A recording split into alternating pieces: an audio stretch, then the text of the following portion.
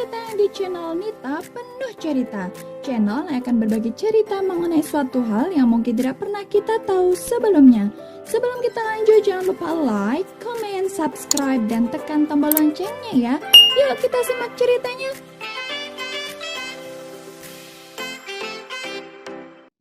Assalamualaikum, apa kabar semuanya? Semoga kalian selalu diberi kesehatan ya, apalagi di saat pandemi ini.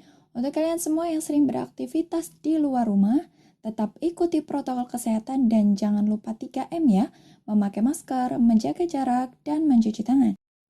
Oh ya, sebelum aku mulai nih, aku ingin memberitahu kalian bahwa yang akan aku sampaikan ini bersumber dari artikel-artikel yang ada di internet dan aku rangkum menjadi satu cerita.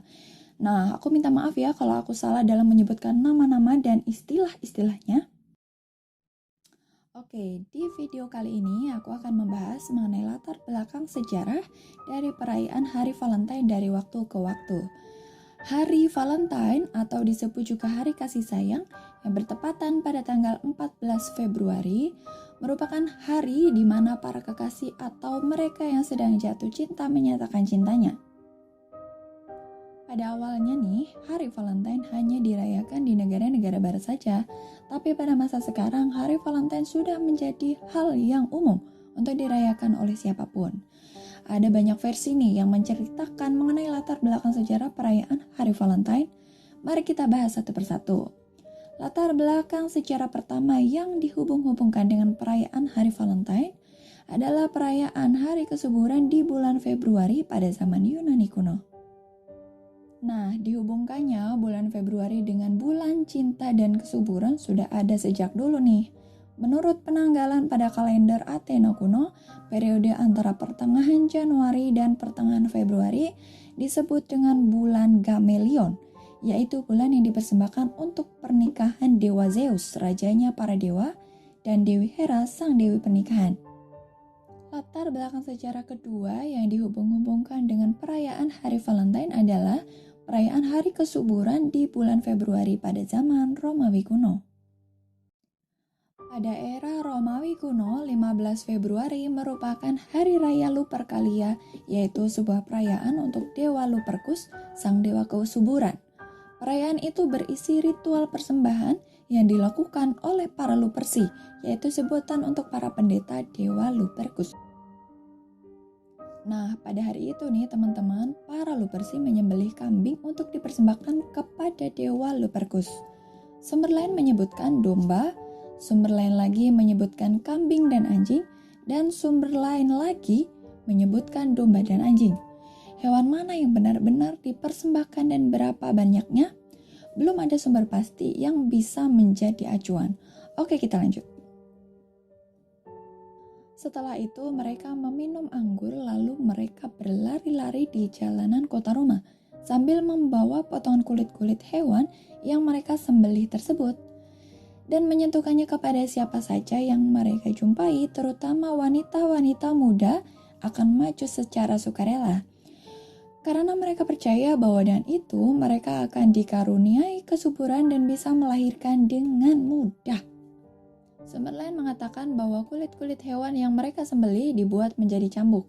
Lalu cambuk itu dilumuri darah dari hewan-hewan sesembelihan tersebut. Dan para Luperci mencambuk siapa saja yang mereka jumpai. Terutama wanita-wanita muda akan maju secara sukarela.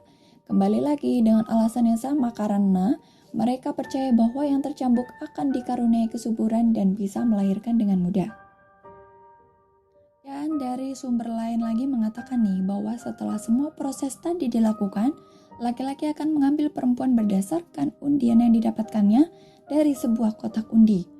Mereka akan berkencan dan saling mengasihi dalam tanda kutip selama festival berlangsung. Dan beberapa dari mereka bisa sampai ke jenjang pernikahan.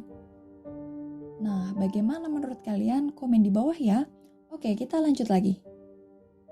Latar belakang sejarah ketiga yang dihubung-hubungkan dengan perayaan Hari Valentine adalah meninggalnya seorang martir atau santo yang bernama Valentinus.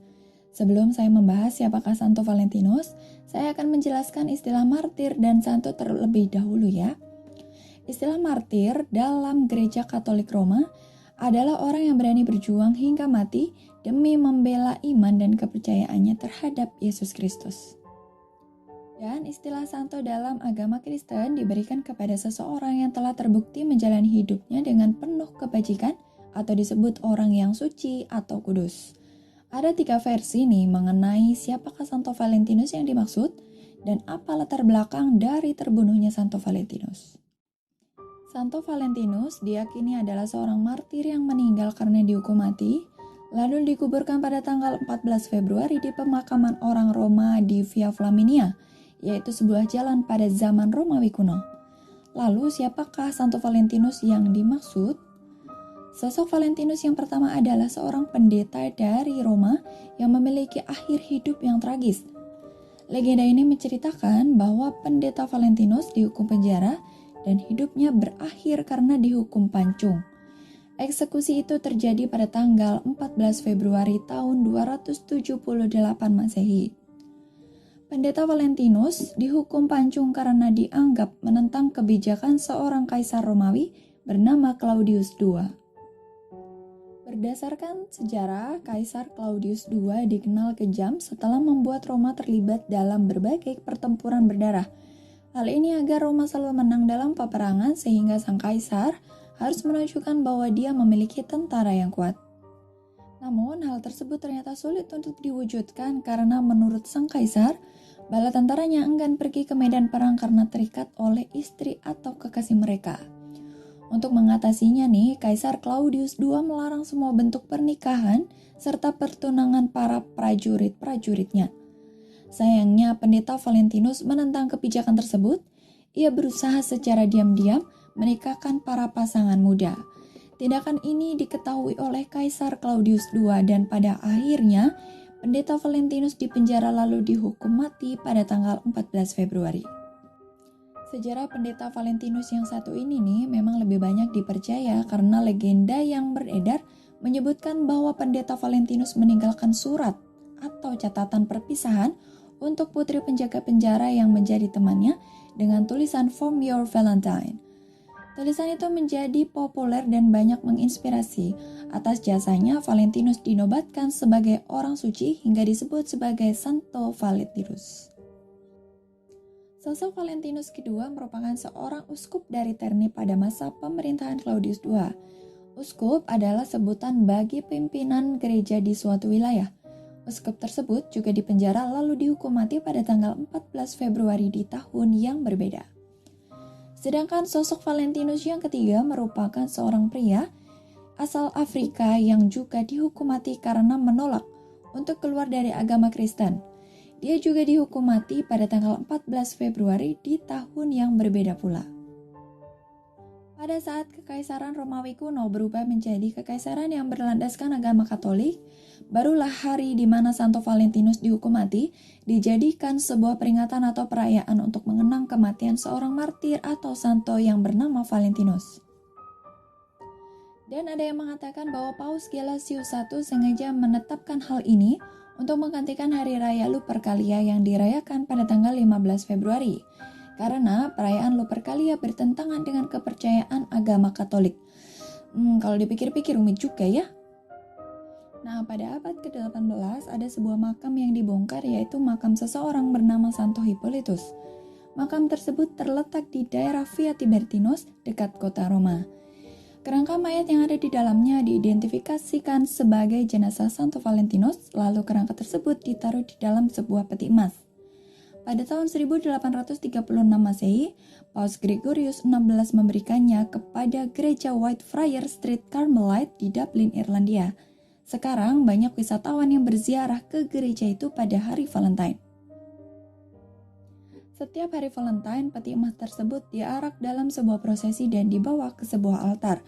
Pada hari itu, diadakan sebuah misa khusus yang dipersembahkan untuk para muda-mudi atau mereka yang sedang menjalin hubungan cinta.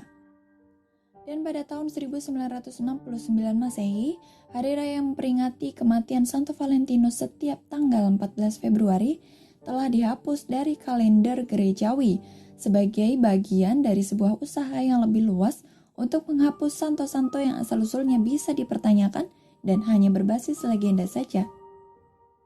Namun, perayaan ini masih dilakukan pada paroki-paroki tertentu. Untuk kalian yang belum tahu apa itu paroki, paroki dalam gereja Katolik adalah komunitas kaum beriman yang dibentuk secara tetap dengan batas-batas kewilayahan tertentu di dalam keuskupan. Lalu keuskupan adalah sebuah wilayah gereja yang diatur oleh seorang uskup atau pimpinan gereja setempat. Dan menariknya lagi nih, pada abad ke-14 Masehi, hari Valentine barulah dihubungkan dengan perayaan hari kasih sayang dan cinta yang romantis. Hal ini dimulai di Inggris dan Perancis karena pada tanggal 14 Februari dipercaya sebagai hari di mana burung-burung mencari pasangan untuk kawin. Karena kepercayaan itu, pada abad 14 Masehi dibuatlah sebuah puisi oleh sastrawan dari Inggris yang ternama, yaitu Geoffrey Chaucer. Dia menulis puisi yang berjudul Parliament of Fools. Lalu 4 abad berselang, perayaan Hari Valentine pada era modern kemungkinan diimpor ke Amerika Utara dari Britania Raya, karena Britania Raya adalah negara yang mengkolonisasi daerah tersebut. Di Amerika Serikat, kartu Valentine pertama yang diproduksi secara massal dicetak pada tahun 1847 oleh Esther Holland yang hidup pada tahun 1828 sampai 1904 dari kota Worcester di negara bagian Massachusetts, Amerika Serikat. Ayahnya memiliki sebuah toko buku dan toko peralatan kantor yang besar, dan ia mendapat ide untuk memproduksi kartu dari sebuah kartu Valentine dari Inggris yang ia terima. Nah, itulah mengenai latar belakang dari sejarah terjadinya perayaan Hari Valentine yang kita tahu saat ini.